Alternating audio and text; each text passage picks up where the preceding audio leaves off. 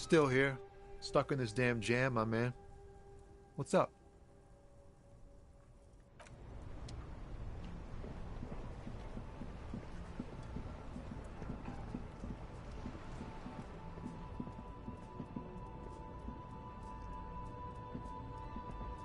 Everything's still cool here, officer.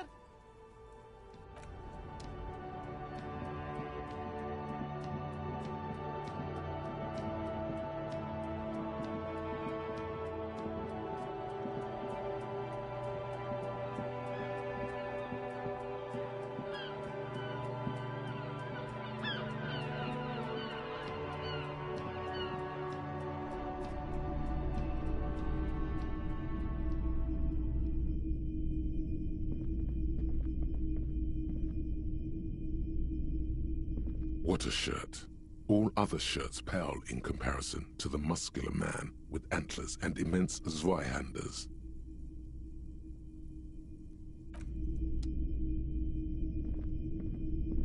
Hello, hello.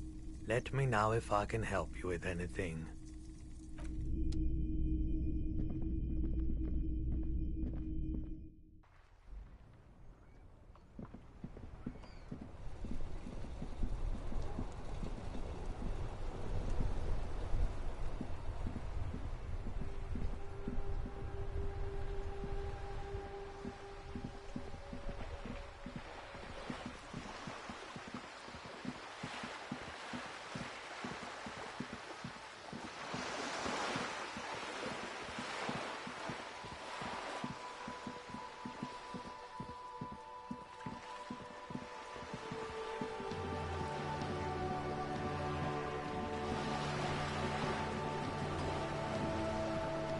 You're back.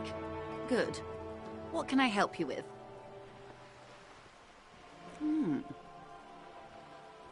She's not even asking you anything. It's so easy to just say.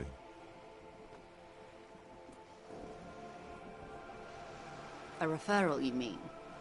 I take it this was for someone in the RCM. Don't answer that.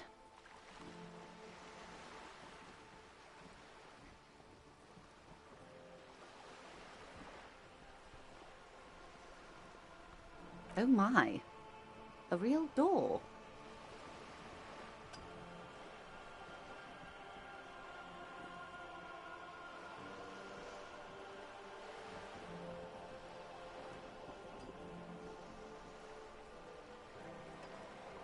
That's good to hear, Detective.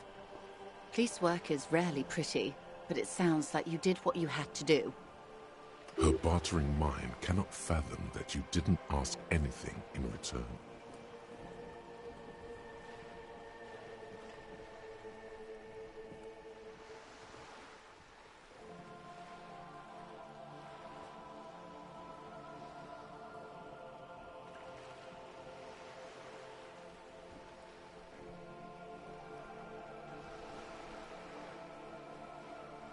Yes, that's the talk about town.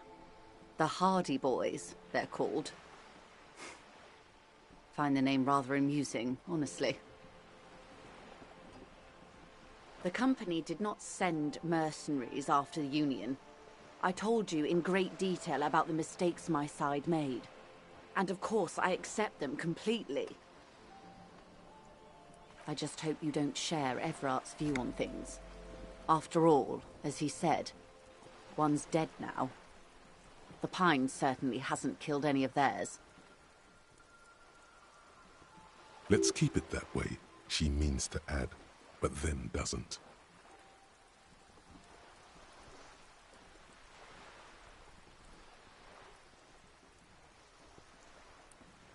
How benevolent.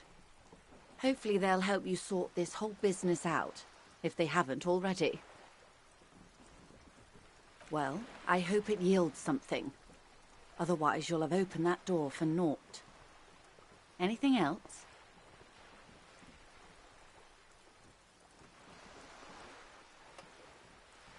I wouldn't have taken Everart for a saber rattler. Was he surrounded by Union men he wanted to impress?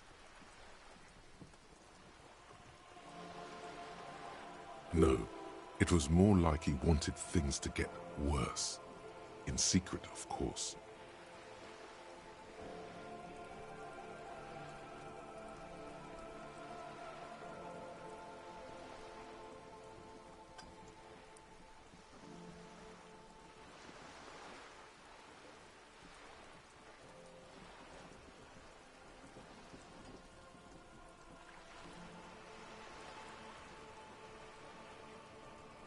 Or he wants you and me to believe he's calm and in control. He's a politician.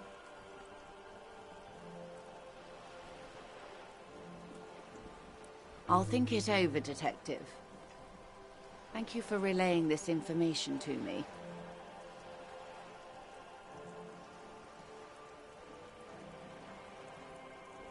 Have I underestimated the Union's ferocity?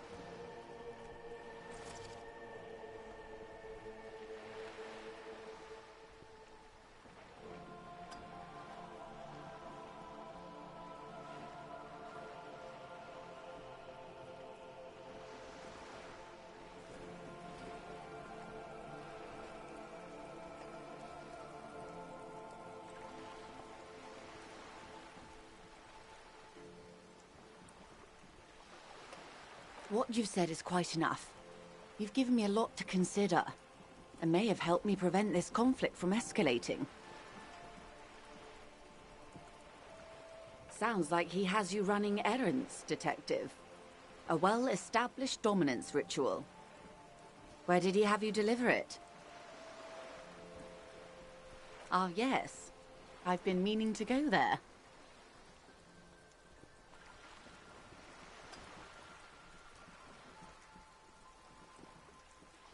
A youth centre with Edgar Clare's statue on top of it. Go ahead. Help him. Make it so. I have no power to stop him.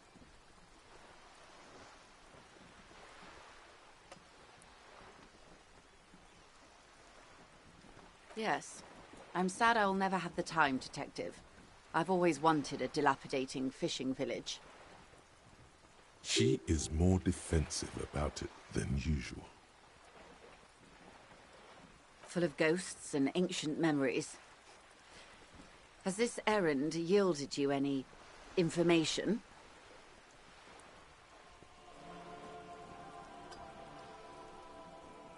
Of course, Detective. You can always drop by later, should something come up. Now, what else can I do for you? That's the man who was killed. I'm afraid this is a discussion for once we've cleared the lynching question.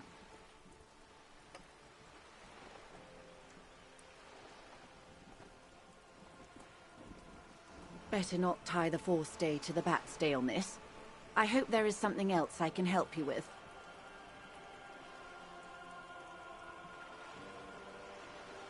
What we do? I'm afraid I don't speak for Wild Pines as a whole. It's a giant undertaking. There was a touch of discomfort there. She wants to merely represent. The Pines' core competency is logistics.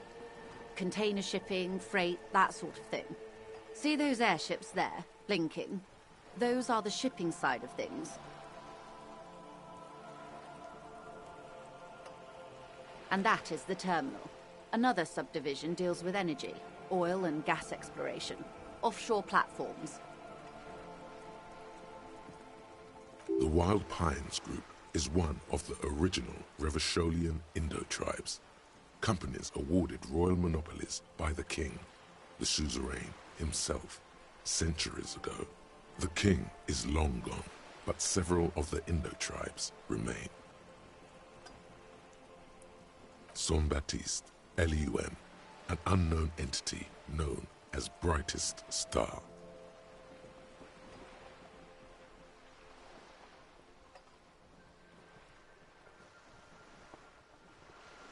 Why, thank you.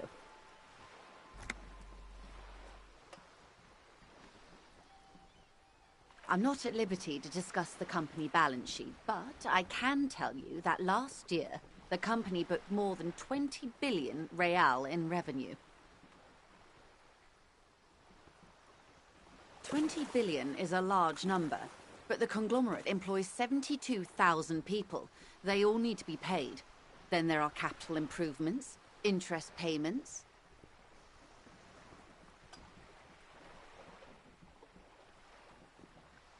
A conglomerate the size of the Wild Pines is like a shark. If it stops moving, it will die. Then what becomes of those 72,000 families? It's a tremendous responsibility.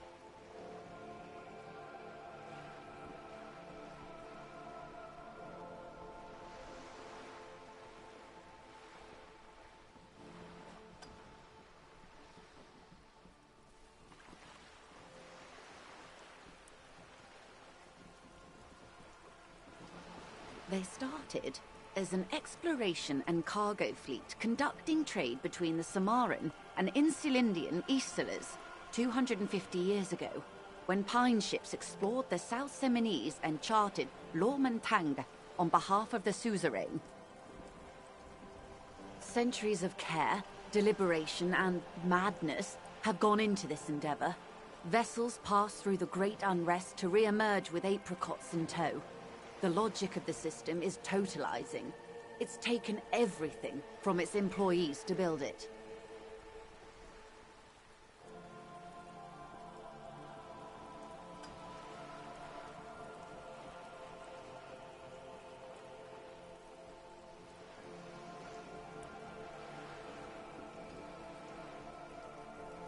You mean aside from being the terminal's legal owners, who are responsible for moving 8% of the world's cargo?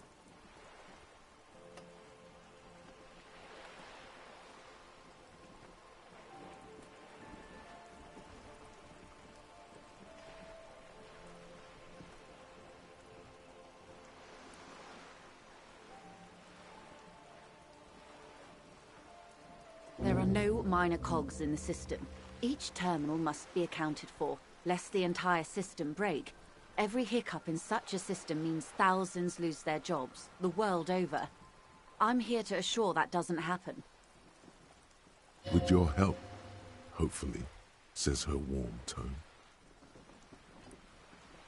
Why, yes I am.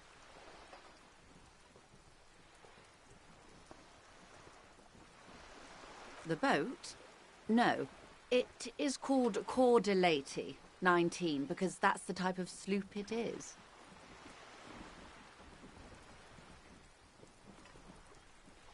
It's a pleasure craft, a 19 pacer. It also happens to be rated for Category 1 racing. Though these days I mainly use it for business.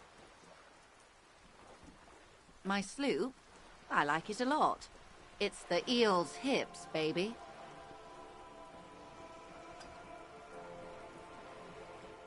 Of course there are. We're on an archipelago. How else are you supposed to get around? Yes, we are. We are on Le Caillou. Technically, the neighboring Ozone and Fas Alamer island groups are archipelagos, while La Caillou, by contrast, is a single fertile landmass, the fourth largest island in the world. It is not an archipelago. Okay, if you want to get technical. The point is, we're all on islands here, and sail is still the most expedient way to get from one island to another, especially when you're in a hurry to resolve a strike.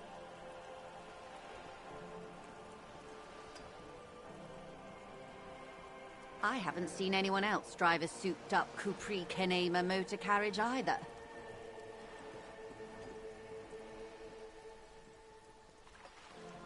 She's referring to Lieutenant Kitsuragi's motor carriage. No matter whose it is, a motor carriage is just a tool. You need it to do your job, as I do mine. It's just a means of getting where you need to go. You need to make this lady admit she's only riding around on this boat because she's rich. Why what? Stop thinking. Take her down.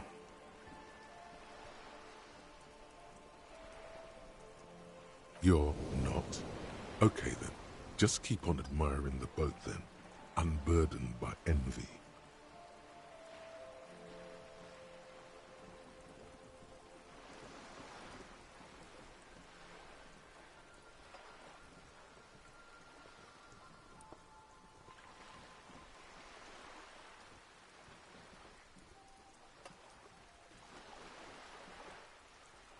Officer, I assure you I'm a highly qualified pleasure craft operator. The crowns of her teeth are porcelain, white as the boat's hull as she smiles.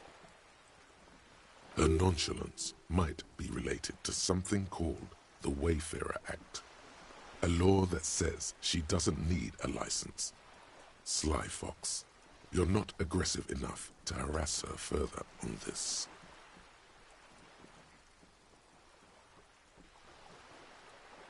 Good.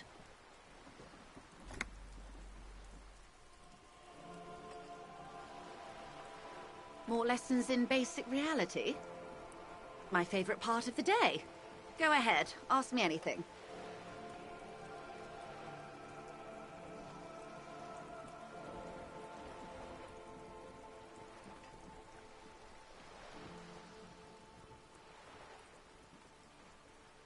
These are unimportant times, Detective. You and I were born after the dust had settled. 1,000th of a second too late. For the big time. The revolution. It's quite easy. Every 100 years or so, our species gets together to decide what's next, who gets shot in the head, and who gets the mineral rights. It's a real kerfuffle.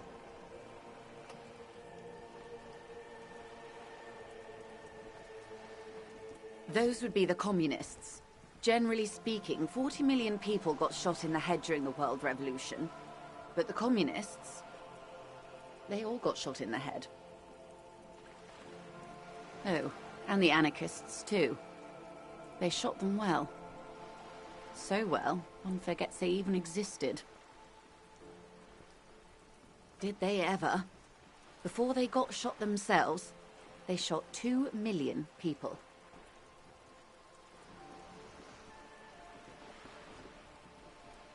Yes, the Red Deluge. The Insulindian Deluge, they call it. Oh, lots of people. Even the king got shot in the head, or thrown beneath a horse, or drowned. Accounts differ. It was unceremonious. Just as well, he wasn't actually the king. Just the king's nephew. The real king abdicated and lived out a long and productive life as a venture capitalist in Grad.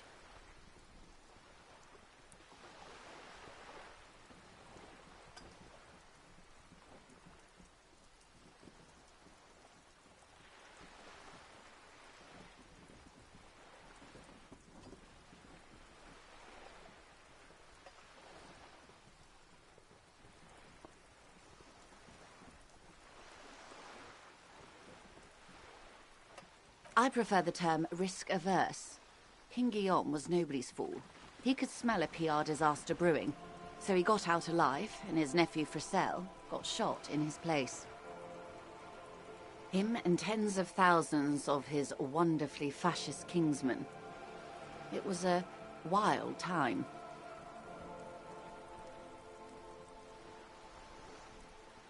The liberals got the mineral rights. And by mineral rights, I mean everything.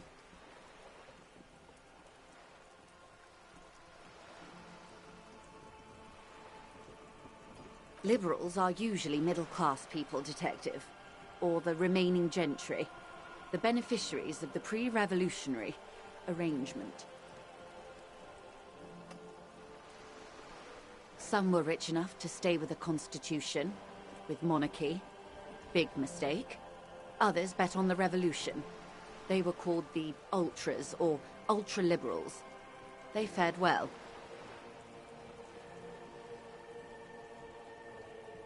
They didn't win so much as survive. We were the last ones standing when the war ended. Everyone else got shot in the head, remember? We. She's one of them. Of course.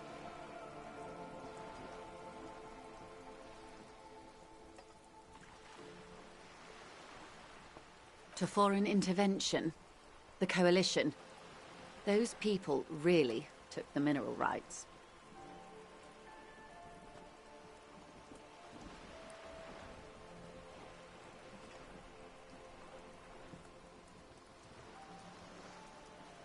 The liberals took everything that wasn't nailed to the ground. The coalition took the ground. The ocean, the laws, and the people. The coalition of nations.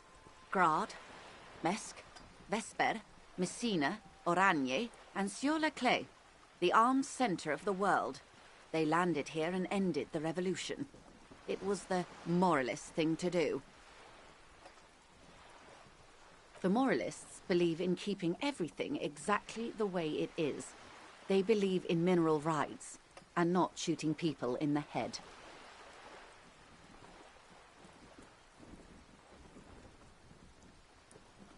At least not in the same manner and volume as the others do. They are the long-standing provisional rulers of Revachol now, the coalition government. The rulers of Revachol, and also the world. These guys are strong. This is their zone of control. They embolden the RCM with crumbs of the same law they took. Technically speaking, you are a moralist. The color of moralism is blue. The official motto of Moral Intern, or Moralist International, is a blue forget-me-not, a piece of grey sky. Unofficial. For a moment, there was hope.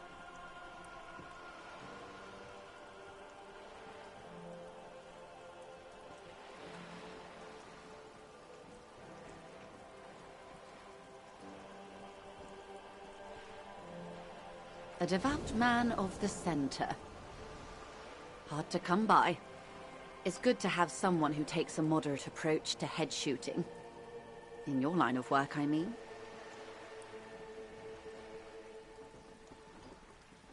The turn of the century revolution? Don't answer it. It's a trick question. The revolution began in '02 on the Isla of Grad, though by the end, nearly the whole world had gotten involved. It wasn't a who, but a what. A pandemic of Zarat, a particularly virulent prion disease, which the authorities in Grad proved unable to contain. Then Mazov came along and overthrew the government. It made people overthrow their governments. Indeed, Zarat is a highly infectious microorganism that destroyed brain tissue. The actual causes of the revolution were material. The pandemic only provided the spark. It was a funny time in history. They discovered transistors and rock music, but they didn't know anything about prions. Nobody did. From Revachol and Grad? Not far. The world managed to cauterize itself. Mazov's government was overthrown in '08, and the coalition crushed the Revachol commune 2 years later. It was the end.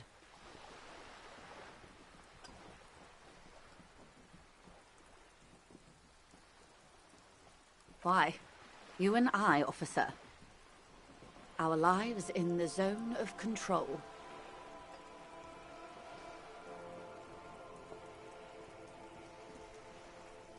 A city-state divided into free market zones under the everlasting interregnum of the Coalition of Nations. And you, of course, the citizens' militia. The zone of control is the third incarnation of Revachol, after the failure of the suzerain and the commune. Modernity. They developed the marvels of the inter-estuary communication, telematic milieus, radiation, colored plastics. Meanwhile, in Revachol West, the aftermath continues for the 5th decade. 51 minus 8 equals 43.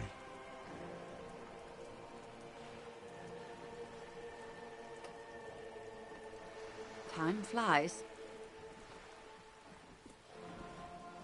The 20s saw a decade of urban war, west of the river leveled, offshore platforms in flames. Still, it's regarded as an improvement on what came before. '08 to '19 was simply hell.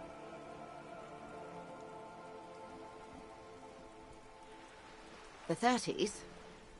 Things settled down in the 30s. Revachol East transformed itself into the world's largest tax haven, with the international community's blessing. For the first time in a long time, it seemed like things were going somewhere. Yes, and quantitative easing. It was a market mirage, unfortunately. The 40s dispelled it. An Isla-wide hangover, you might say. So, here we are. Welcome to reality, baby.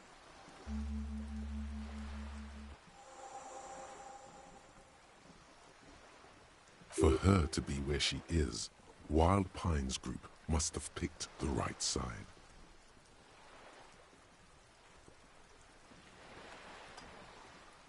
They picked the winning side. That's why they're here, and others are not.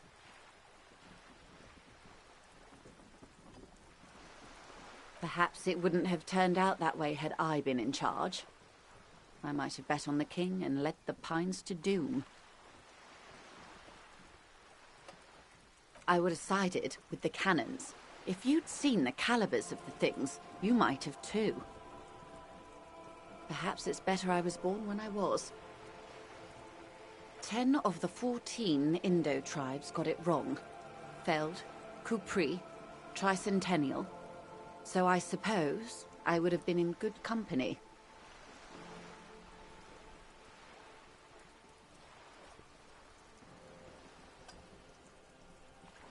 Good question. What would you have done differently?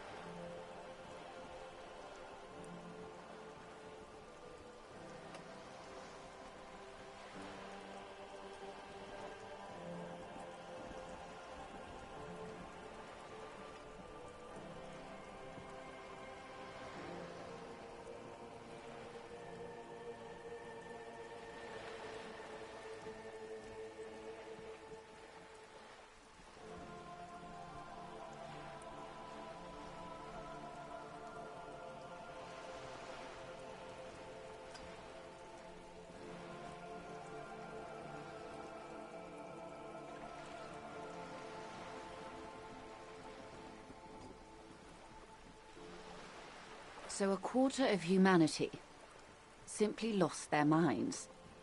And how would you stop a prion, a complex folding protein, unlife, with the technology 50 years ago?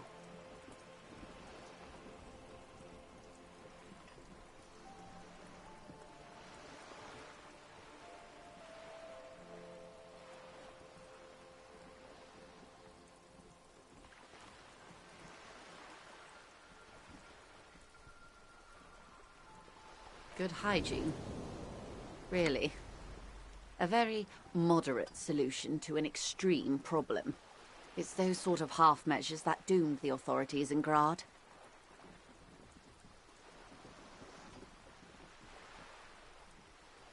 When they failed to step up, Marzov and his party stepped in. In this particular case, maybe a more robust state response might have been appropriate. They are what they are. Who knows? An afterbloom may yet come. Anyway, enough sentimentality. Is there anything else you want to know? Not so fast. Who is she in all this? Ask her who she is. She owes you an answer.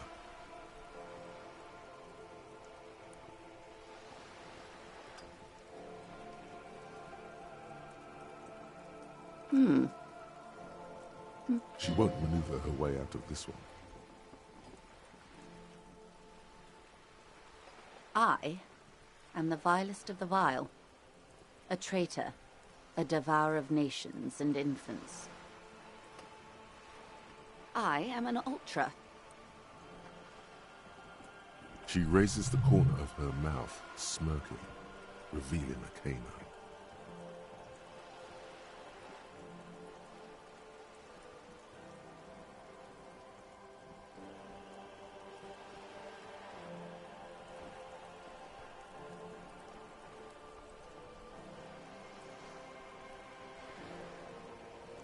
An ultra-liberal. It's a type of liberal. From the revolution. It's, not the moderate kind.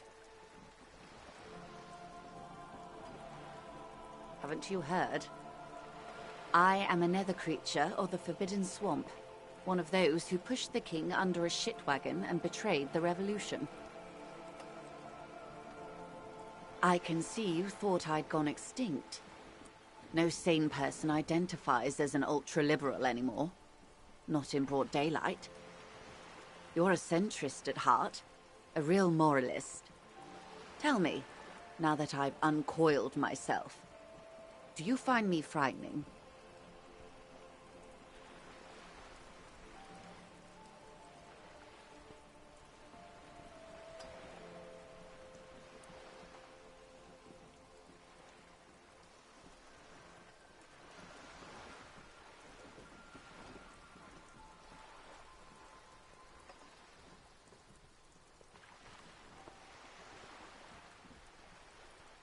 I do hope so. I hope we're able to remain collegial despite it. Remember, we were partners, whether you like to admit it or not. There's blood on many hands, I assure you. When the dust settled, The Liberals were the only ones left to clean up the mess. By virtue of their survival, they were handed enormous power to shape the future. This was all our last generation managed.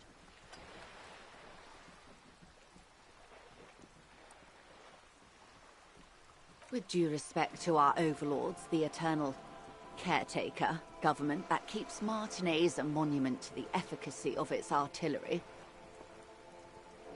I would not have relinquished sovereignty to the Coalition. Not here in Martinez, and not in the Stella Maris or Delta Beachheads either. If not for my own sake. She realizes her small, cold fists are clenched. She loosens them. Then for my daughters. We had an obligation to defend our sovereignty. We should have burned the whole Isla down rather than let them have it.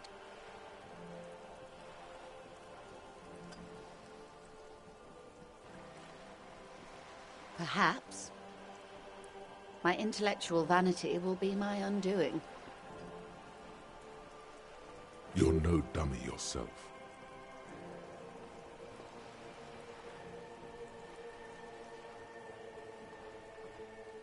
And the crown on your head as you lay in the casket.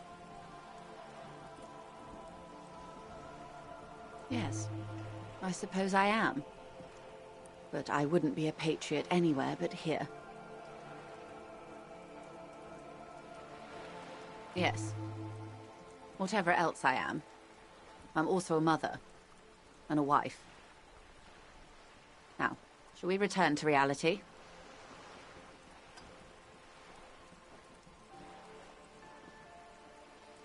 A bird? A sphenicid? A flightless bird of the polar regions?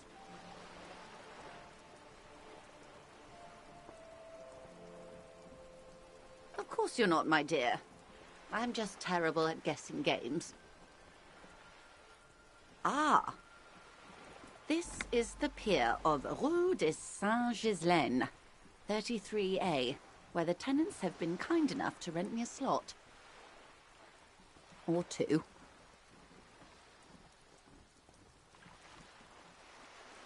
A pre-revolutionary tenement. Old buildings are called tenements, you see. And new buildings, bâtiments. After les bâtiments nouveaux. But 33A and 33B are not nouveaux. They're old.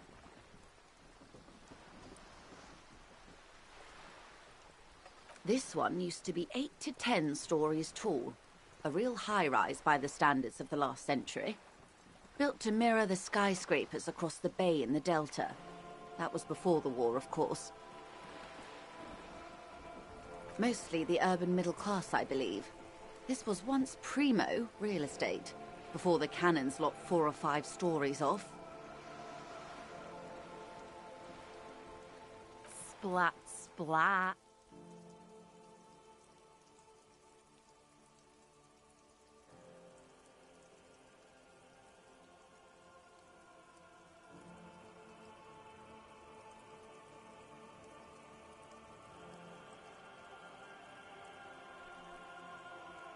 You could be wrong, but from here it appears as if she's running the brush across her throat in a soaring motion.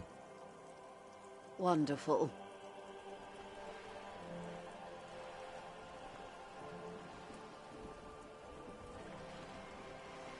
The girl in the old lady rags.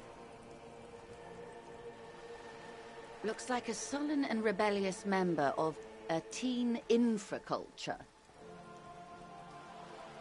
Yes, you and I belong to the supraculture. We're common, the herd.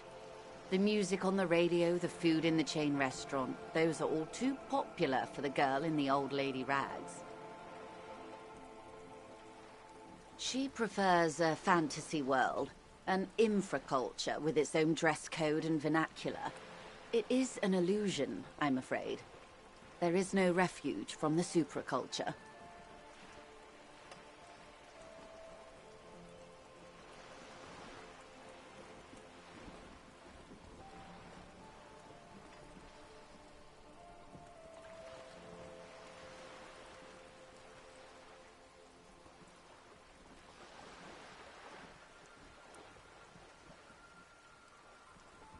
I can't. That's how simple it is. One may dye their hair green and wear their grandma's coat all they want. Cattle has the ability to subsume all critiques into itself. Even those who would critique capital end up reinforcing it instead. All right. What next? Suddenly, you're not so sure you're part of the supraculture.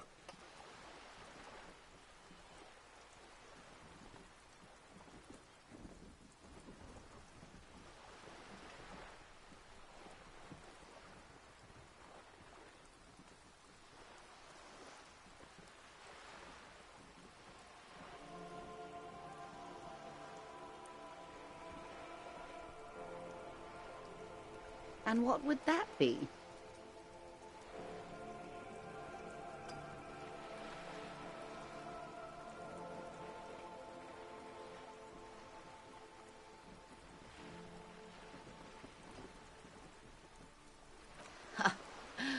I can see that, yes.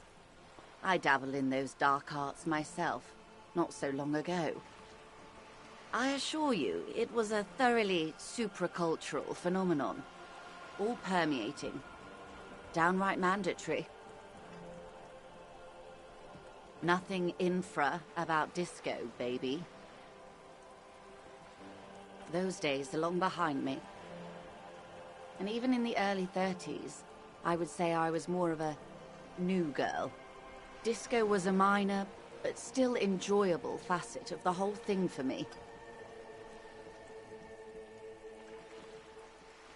The new, a cultural era, and the name of the decade it ravished, the 30s. It came out of post-revolutionary Revachol. It was ultra-liberal.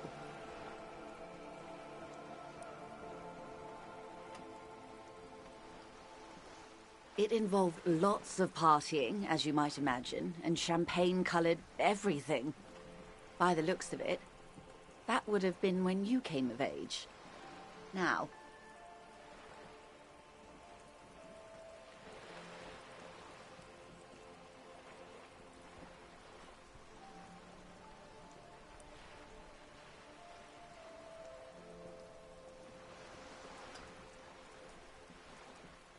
Wasn't it Guillaume Le Million who said, "If you can remember the new, you weren't there"?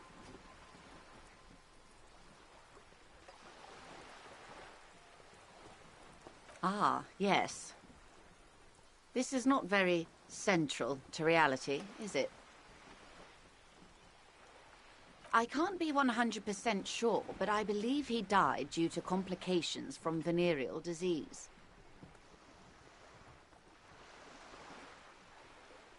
All of them.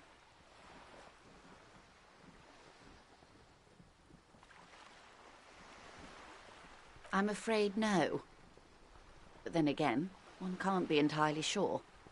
It's all part of his mystique. Ask someone else and you may get a more champagne-colored take. Anyway, what other basic facets of reality should we discuss?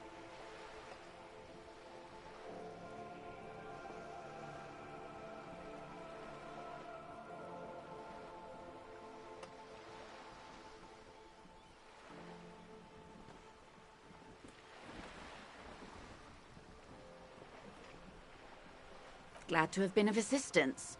The little that I know. Anything else?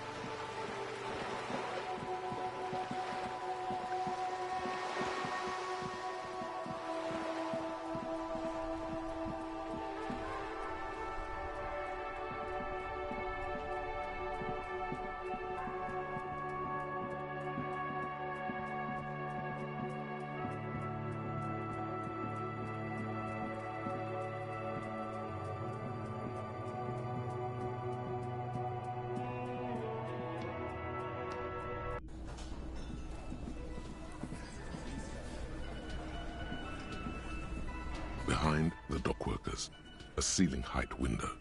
The hawthorn branches scrape the glass like bony fingers.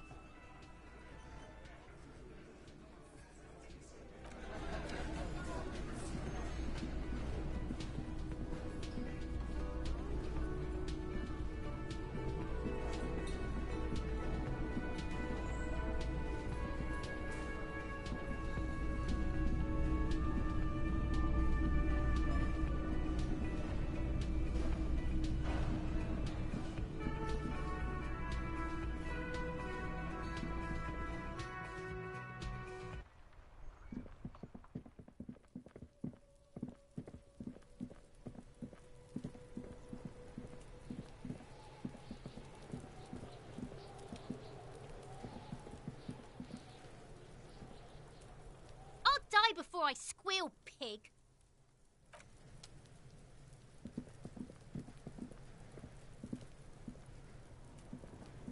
You missed a good show before. A kid came by and completely fucked the tree to pieces. He fucked the tree up! Fucked it good! It was porno! You need to act decisively. It's Kuno. Use Kuno words.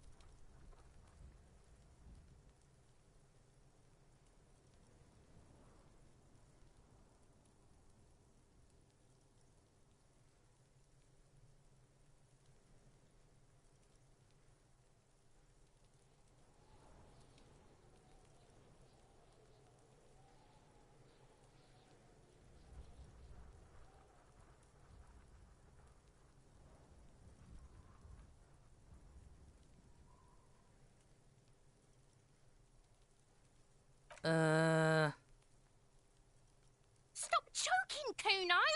The faggot has got you in a chokehold! Kuno's not fucking choking.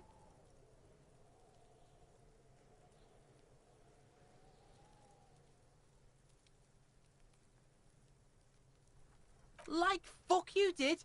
Kuno's gonna keep saying kipped forever now. Kipped.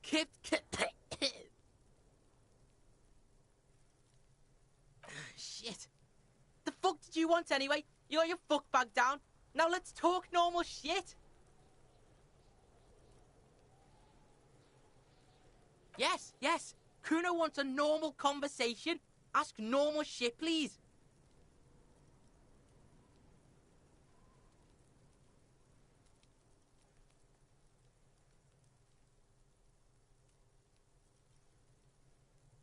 Kuno's Kuno, pig? It's always Kuno, never I. Clearly the kid's using the third-person perspective as a shield.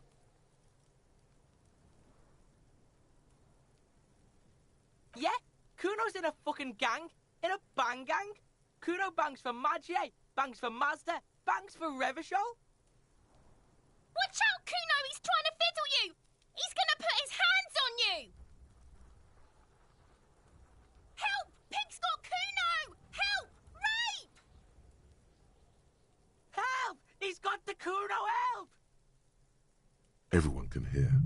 You need to get the hell out of here before.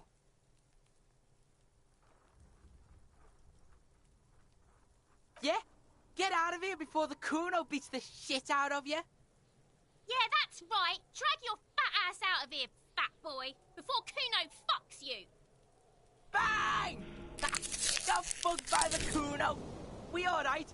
You wanna get fucked again? Come back.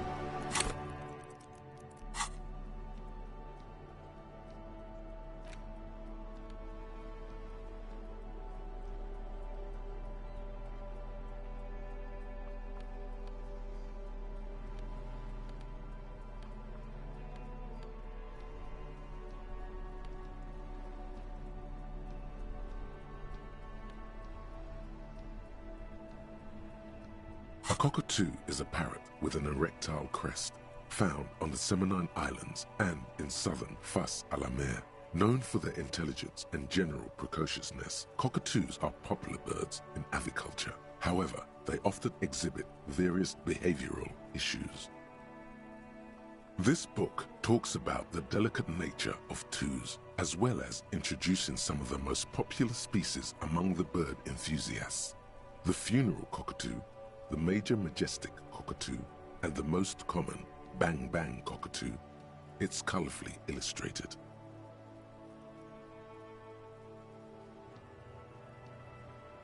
Where to even begin? All cockatoos are known for their needy natures, requiring attention for at least 2 full hours a day. They love to talk and have been described as lovable clowns who just don't know how to wrap up.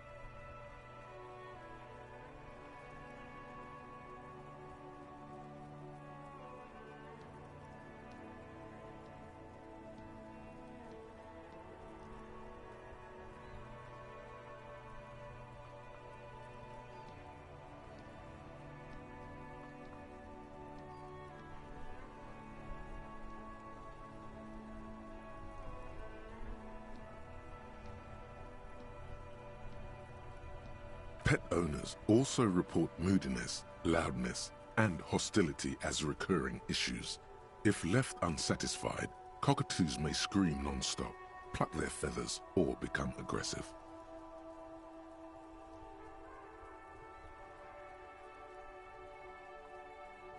It is not recommended to get a cockatoo if you're not able to cook them food every day and give them the full care that they need. These birds will never understand that you have a life of your own. You're right. Cockatoos are magnificent creatures. They love to perform, cuddle and show off, and will even scream for fun, often as loud as up to 135 decibels. Ouch, that must hurt. Not great for the neighbors. Performing? Yes, birdie.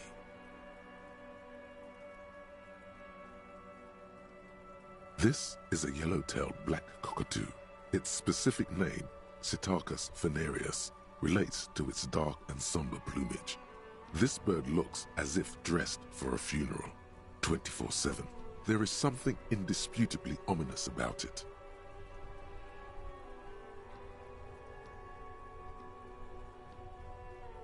Perhaps the most impressive of all the species, the endangered major majestic cockatoo, is often described as the most flamboyant bird in the jungle. Its pink-colored wings and flowing crest embellishing its proud and bumptious nature. In the words of poet-explorer Sir James Fournier, few birds more enliven the monotonous hues of the verdant forest than this big, bold, and beautiful species. Despite its banging name, the bang-bang cockatoo is actually the shyest of the species, common in almost all Seminoese forests, as well as zoos and homes all over the world. Its plumage is mainly grey and white. The Seminoese name, bang-bang, is thought to be of onomatopoeic origins.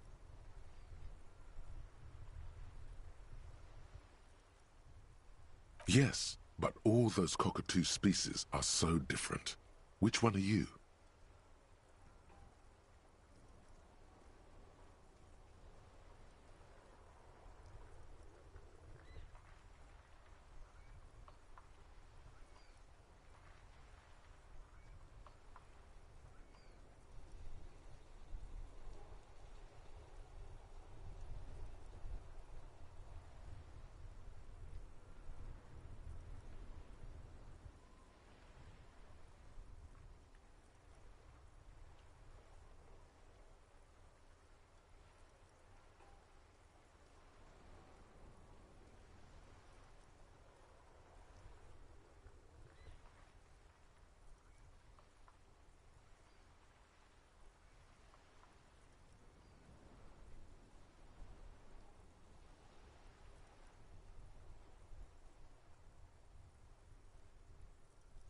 You're right. You're the mediocrity embodied. This unsung bird belongs on your heraldry.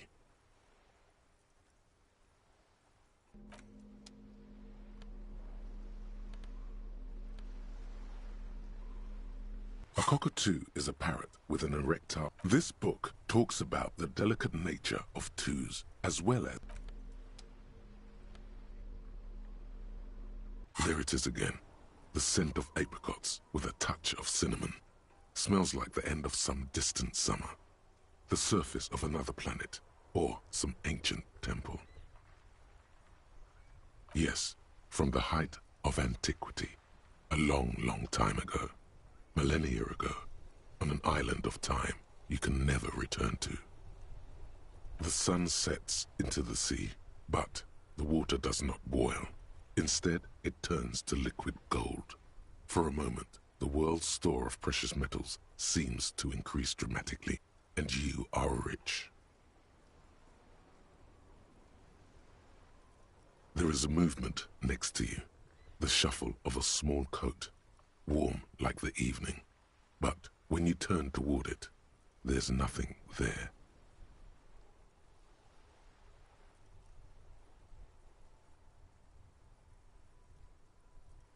Why are you talking to a gum wrapper?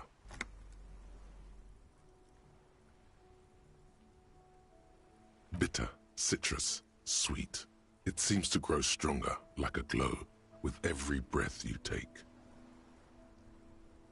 Whatever petrochemical byproducts they used to create this artificial flavor have bonded tightly to the wrapper, or is that just your memory filling the gaps?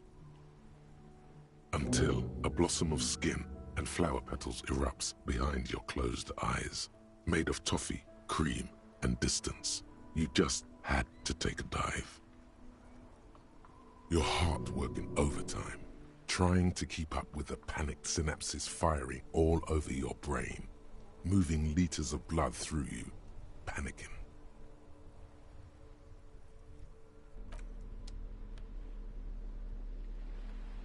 There it is again.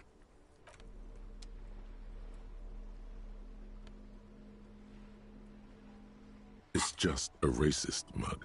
What's there to read here? Not much. You take the legal documents out of the envelope, a 12 to 40 month construction period, and the zoning plan in the addendum.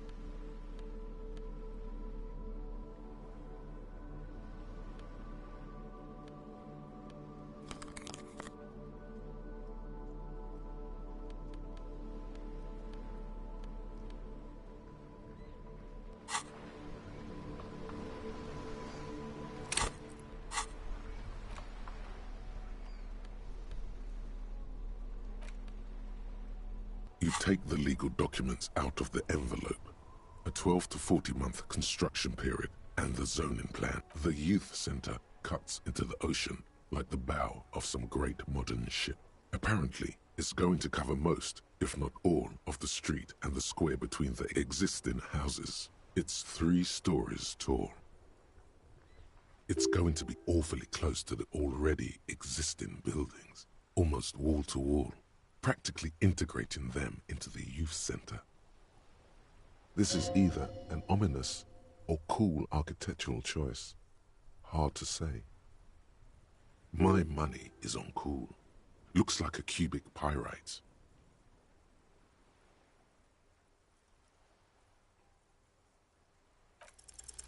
There is no loophole. The simple truth is the current residents are going to lose their street access, and for the next 12 to 40 months, their lives will be dominated by constant construction noise right next door.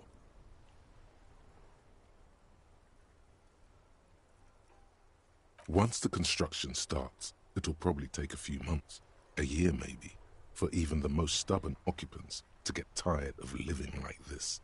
After that, they'll sell their property for cheap and move out.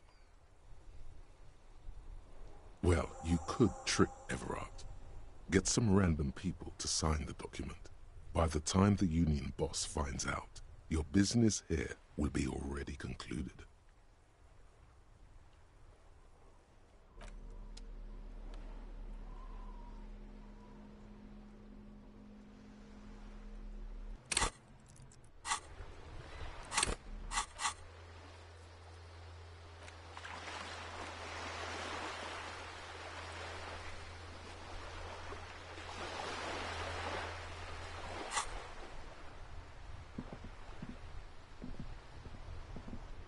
Officer, the mere sight of police in Martinez makes me feel safer already. How can I help you?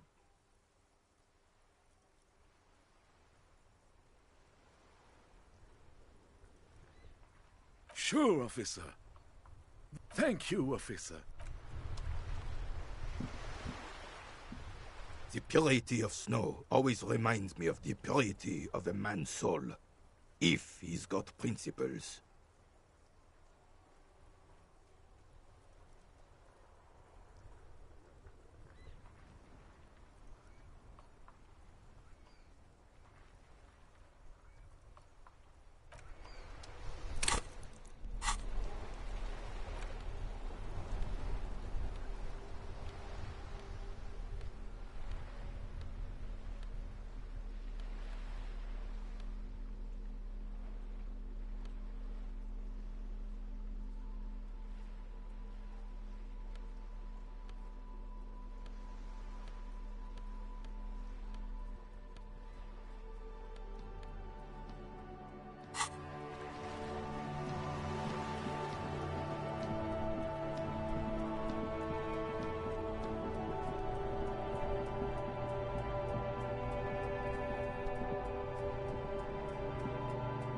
Now it's turning into a kind of a snow limbo, man. What's up?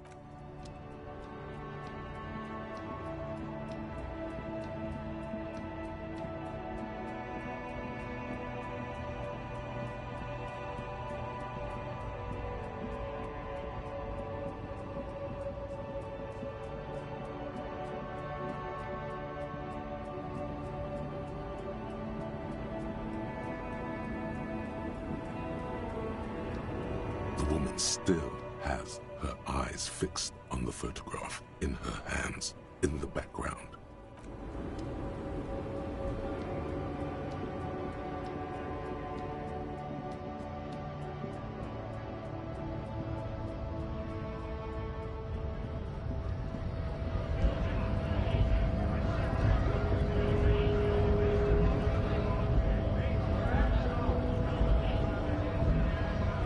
Right to work! Right to work! Shame on you!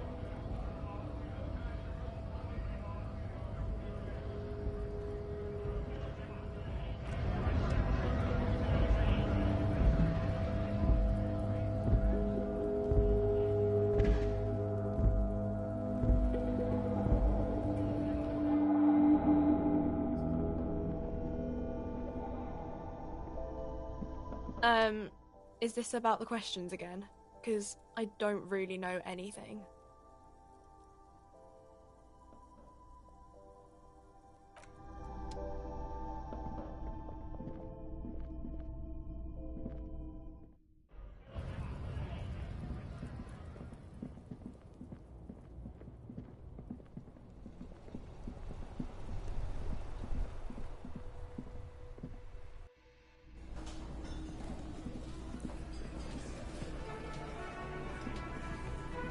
Behind the dockworkers, a ceiling height window.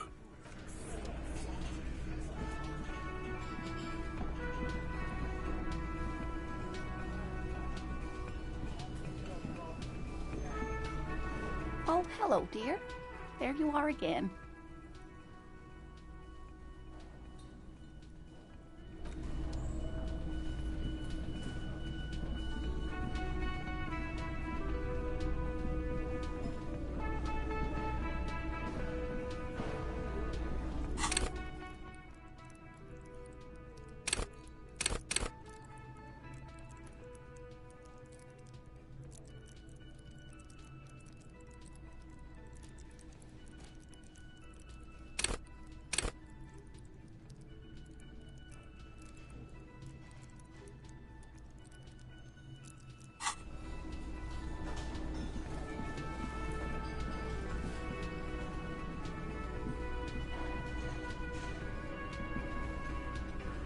The man ponders his cooking utensils and gives you a little...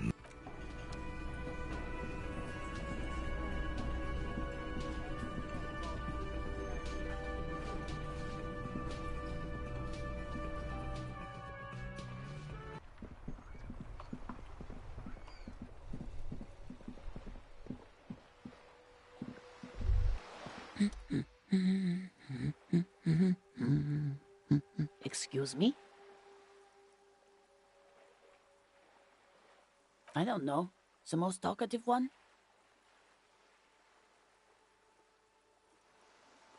The what now? You truly are one strange cop, aren't you? The woman before you nods and returns.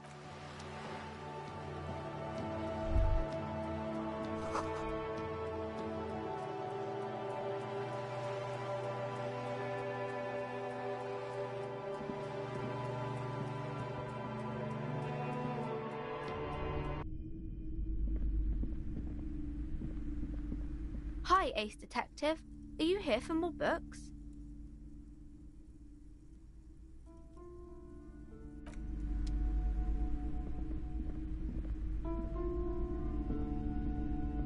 Hello again, esteemed officer, and welcome to Crime...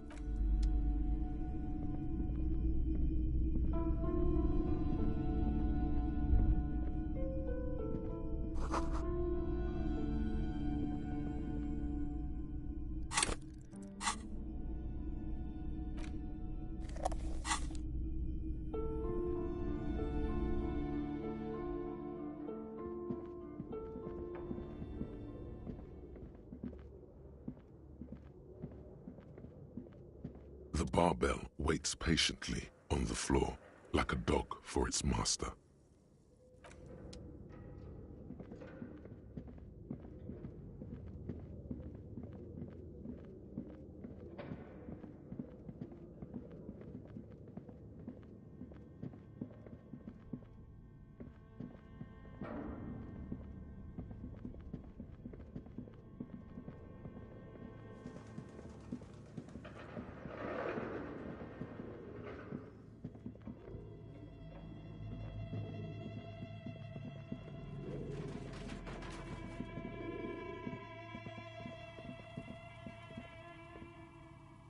Oh, it's you again.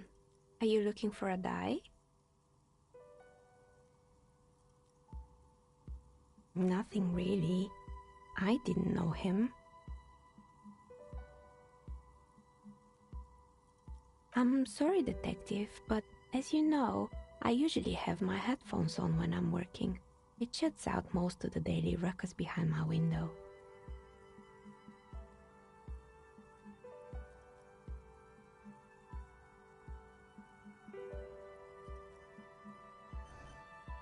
Well, there's always something going on in the Whirling's backyard. During daytime, there are usually those kids, and lately I've been seeing a lot of drunk workers hanging about. Must be because of the strike. She's heard of the murder, but did not see it, sire. But I never saw anyone during that fateful Sunday night, I'm afraid.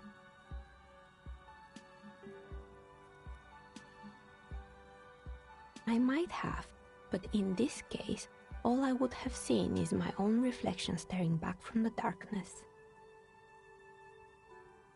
It's light here, but dark in the yard at night. It's really hard to make anything out in the yard when it's dark outside. Besides, I rarely get up to look out the window when I'm in the zone. It's an odd profession, making dyes for people, but I like it, and I prefer doing this to sitting at home. She nods. Anything else, officer?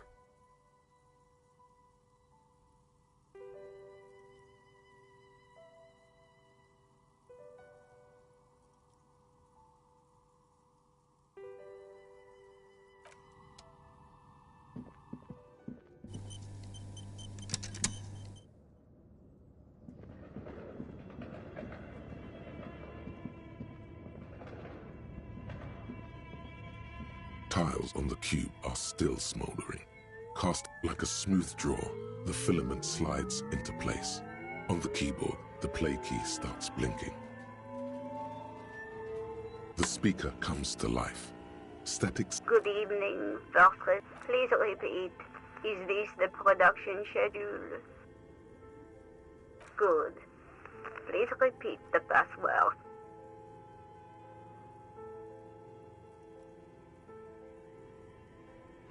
Proceed. Don't worry. Fortress accident. Is there a thank you? Tiles on the cube are still smoldering. Nothing happens. The filament slides out of its glowing nest. Nothing happens.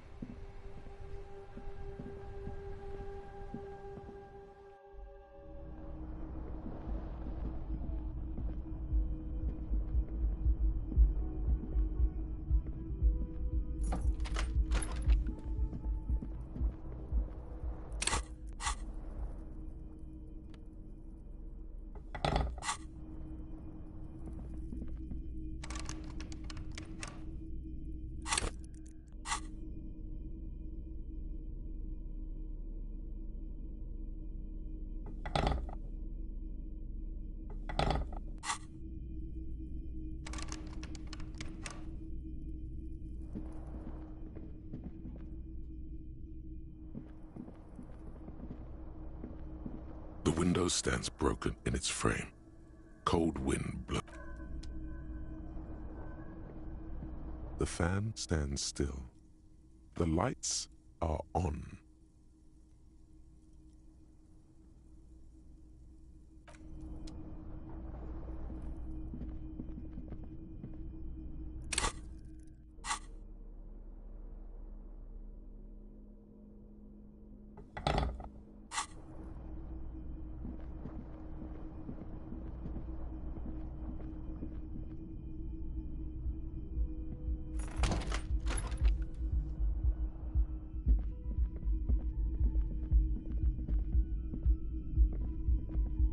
The door is closed. Still nothing.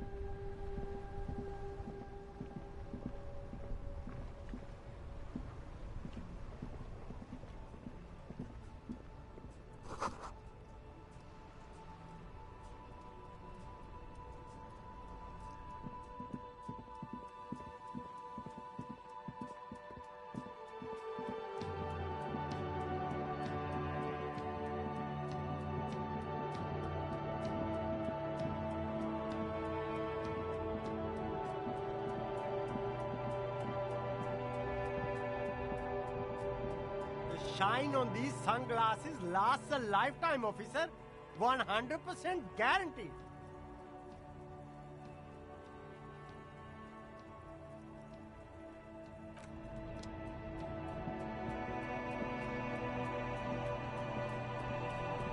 Everything's still cool here, officer.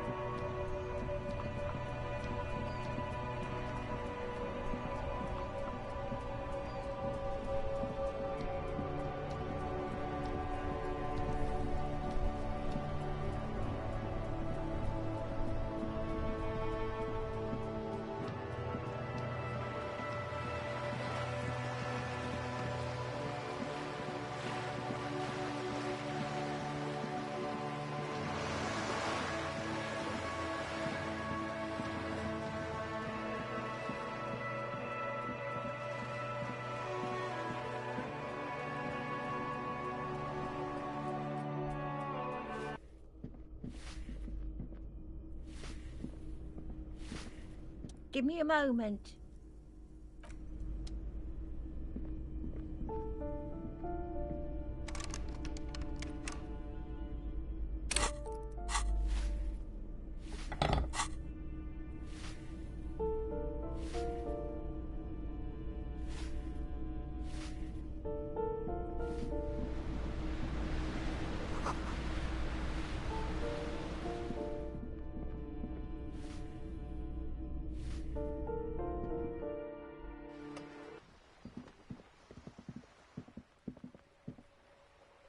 Hello again, officers. Have you come to admire my mural? Ooh, not only have you found my address, you've discovered my biggest secret. I'm a coal miner. She does have eyes that seem to be smeared with coal.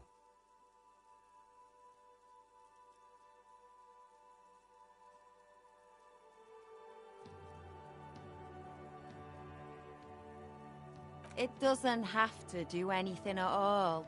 Nothing does. Like me. Right now, I'm doing nothing at all. Yes, I keep hoping a shaft will collapse on me, but somehow it never happens. Does anyone in a city like this? Shoot, Piggy. It's what you do, isn't it?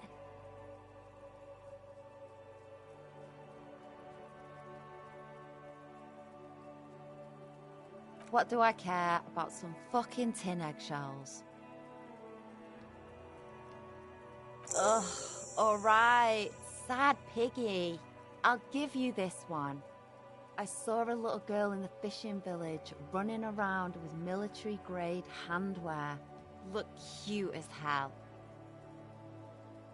If you haven't been there, the village is a shithole down the coast from the main plaza. Have a good time!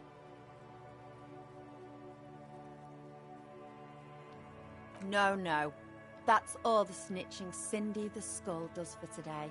Actually, I don't even know why I told you what I just told you. I have a weakness for animals. It's the animal thing again. Damn it.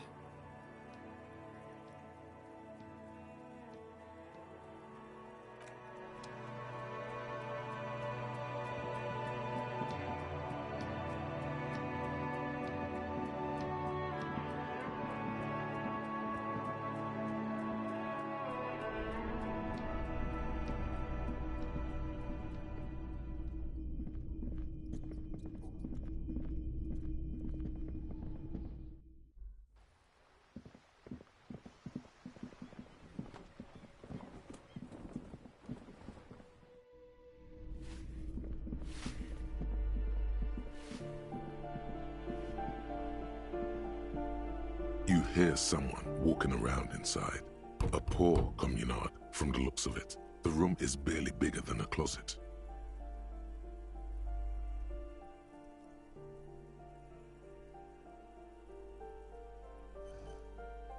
Do I have to open the door? Do you have a warrant? I'm not obligated to open the door if you don't have a warrant. It's generally easier to do things if you have literally any reason.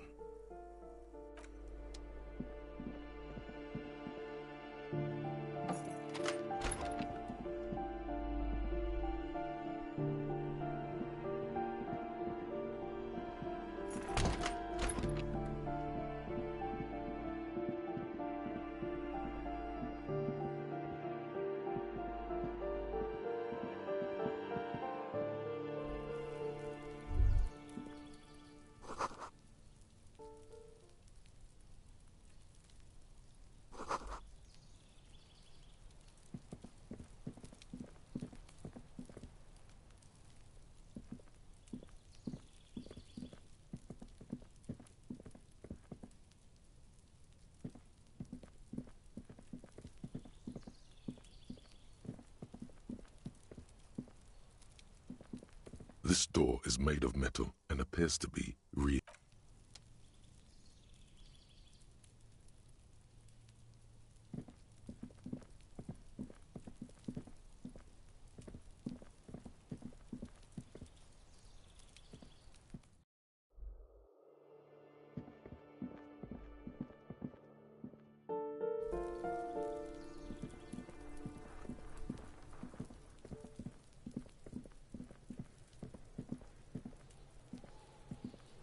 Trying to sneak up on me again? Trying to snuff me out?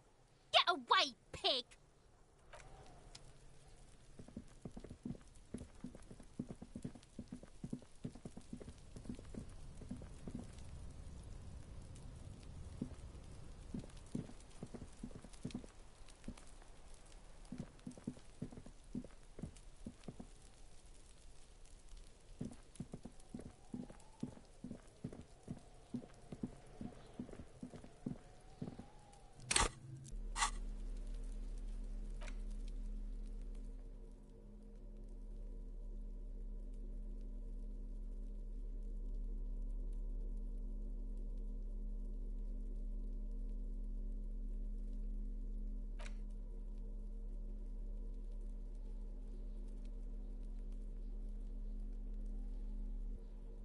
The note is written with a blue pencil on a piece of lined office paper.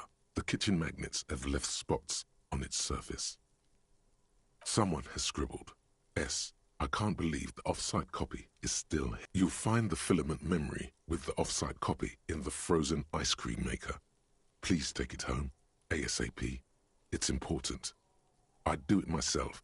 According to the note, someone named Sulislav. Perhaps someone who belonged to the defunct radio computer company?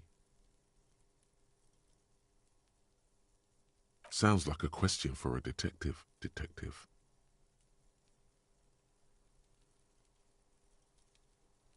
The note does not specify. Are you serious? You sure you don't want to hazard a guess here, detective?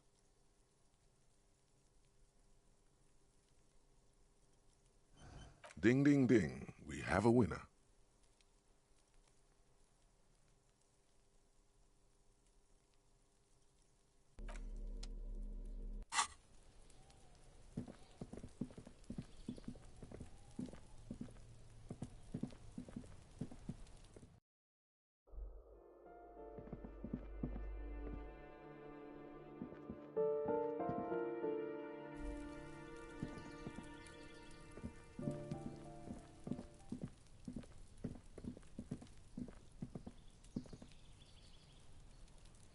This door is made. No one answers.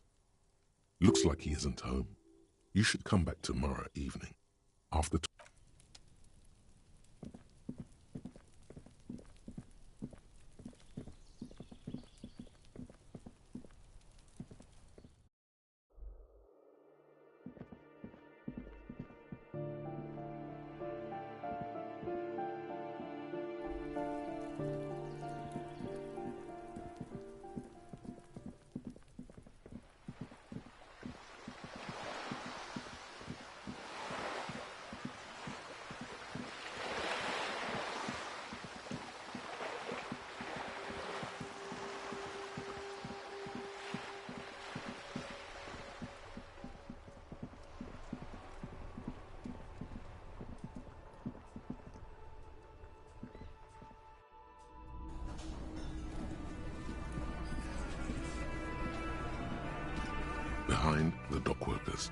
ceiling height window.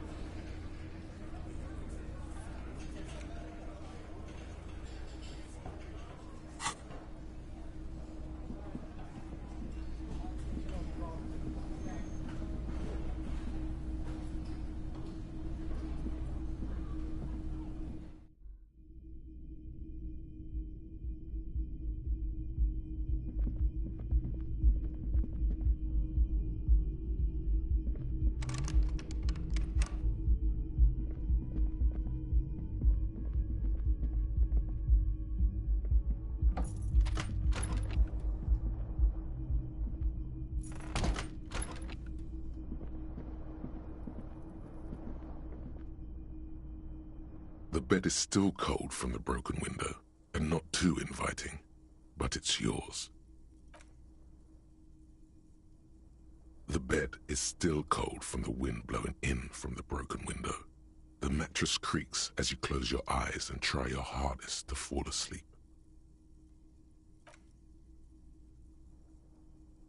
Here we are again, my broken bud.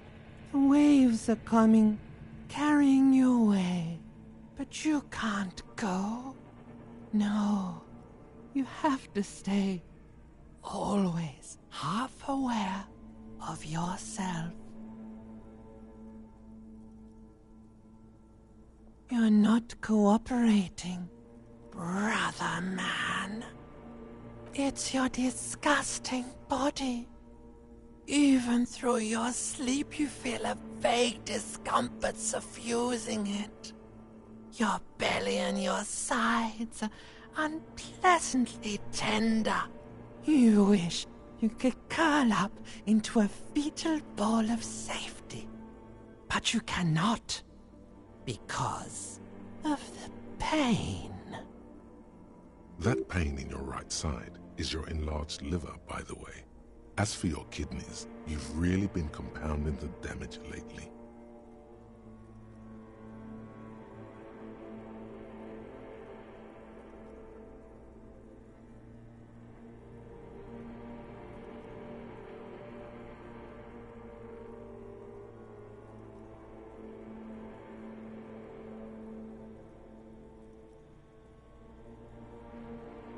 There's no dignity here. Only reflections of your body mass. Flashes of the day. You keep coming back to yourself in the mirror. But why? To admire all your accomplishments? You're just stuck here. In the half-world. Could try looking at other people.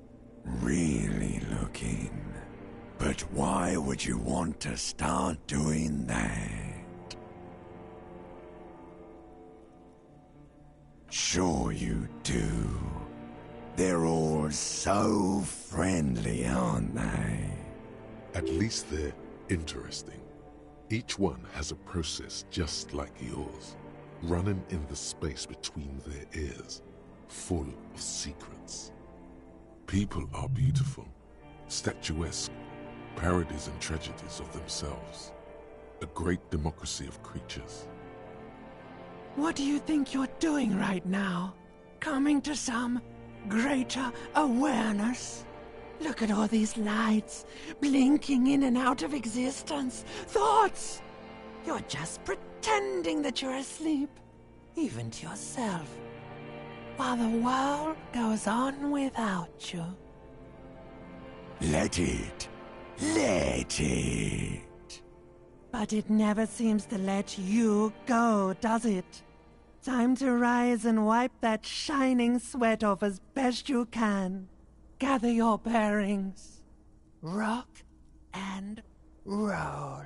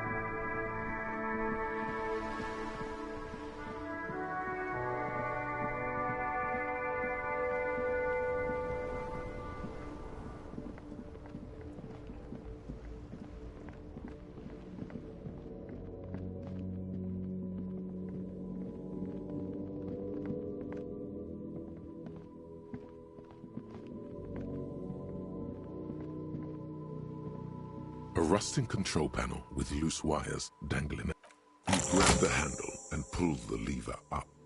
As soon as the metal connects against the contact pins, you hear a loud clunk. Then, the water lock starts moving.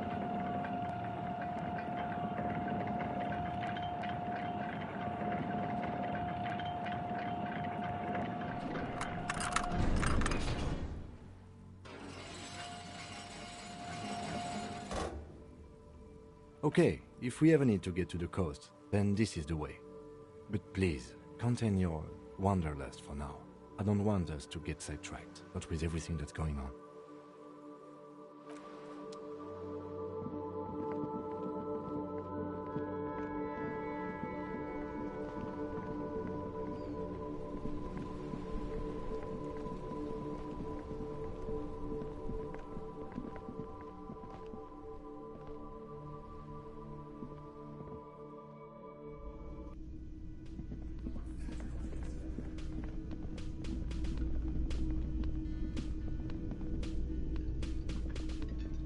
The woman in an RCM patrol officer's uniform winces as she notices you.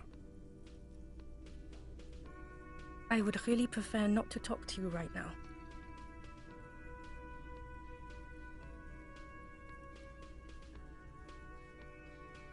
Yes, I am. I know. Here's the real deal. It's hard to tell whether he's sarcastic or sincere, but if you had to guess, you would say the lieutenant is being sarcastic.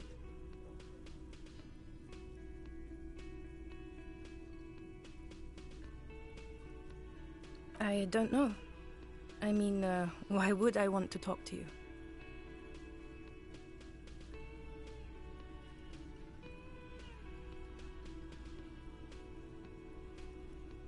No, you haven't wronged me. It's okay. Okay, fine. Let's talk. What did you want? What does one talk about with a fellow officer? What precinct? Fucking deranged lunatic.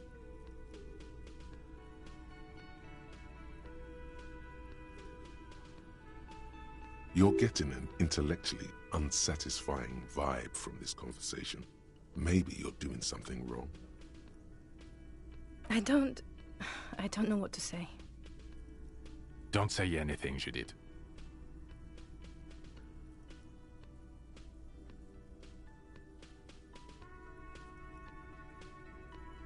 Me? No. I'm just a man with sunglasses. I like wearing sunglasses inside. Sunglasses and a fucking wig. Okay. I'm just looking out for... No one. I'm just a man with sunglasses. And you are? Yes. A policewoman who just wants to do her job. That's all. Something about the man with sunglasses and you, the energy between you two, is making her uncomfortable. You look like shit. And I don't mean that as a metaphor. Judith, back me up here. You do look... It looks like it's been a tough week for him. Now, what do you want? There's something about this guy that matches with a face in your head. A similar but different face. He might be wearing a disguise.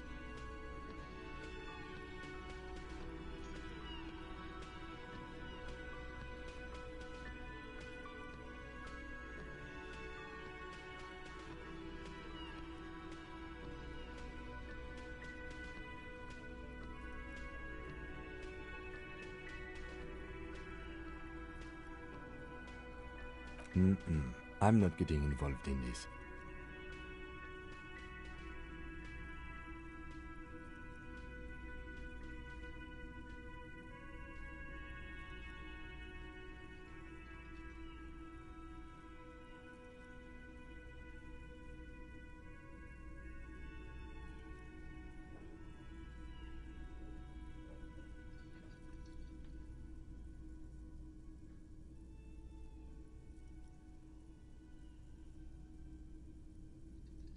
Yes, it's a hobby of mine. As if waiting for some kind of reaction or response. Something to click. It's not happening, though. Who is this guy? Watch out for yourself, loser. That voice, so very familiar. Did you hear it when calling to your station and reporting your badge missing? Oh, really? I wonder where. That's the where you remember me from?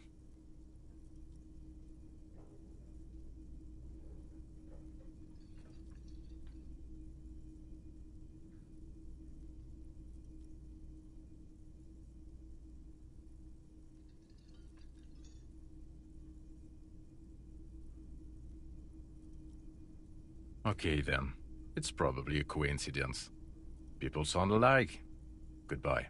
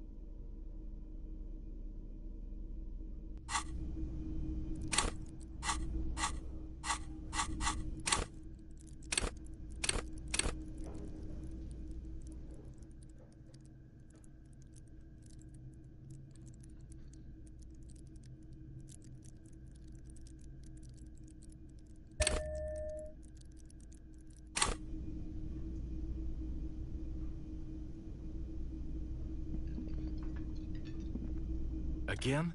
I can't believe this shit.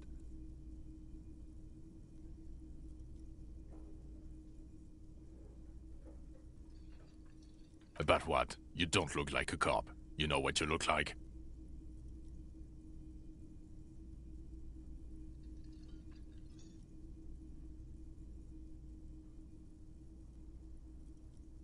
I don't know. A sad stack of shit next to someone far more proficient.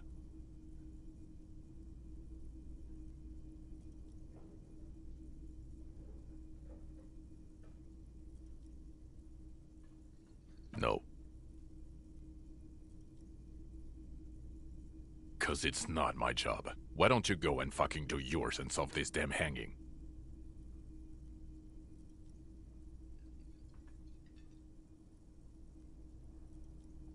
Actually, I don't want to hear you say things.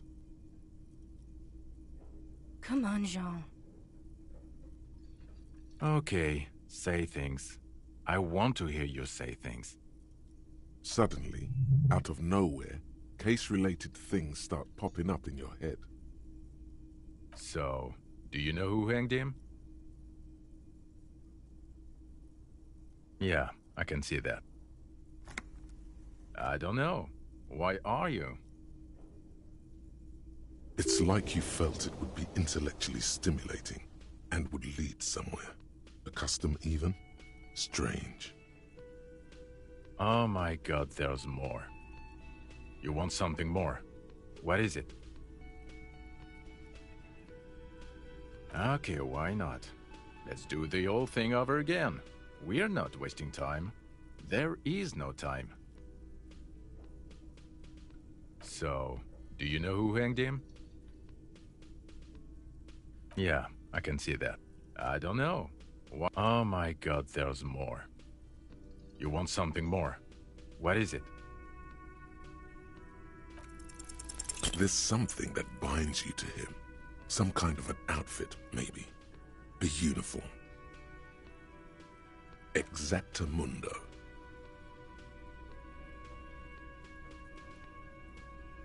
Of course, you don't have to.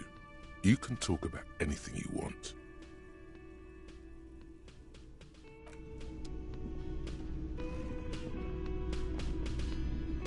Yes?